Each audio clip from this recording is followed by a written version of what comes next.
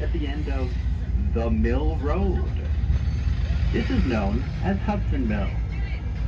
Once a cornerstone of the economy in Hudson, Ontario, as well as the nearby Sioux Lookout, the mill has a long history of forestry and unfortunately closing, reopening, and then closing again.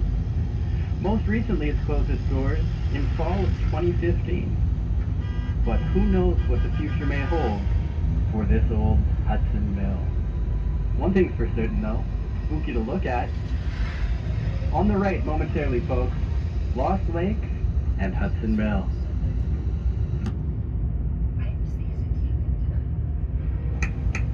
Bon après-midi, mes amis. Si vous regardez au côté droit du train, vous verrez un lac. Ceci, c'est Lost Lake. Notez que le lac a été nommé avant l'avènement de chemin de fer et qu'il est depuis devenu assez facile d'accéder. Le lac Lost est situé directement au nord du lac Big Vermilion et légèrement plus au nord du lac Little Vermilion.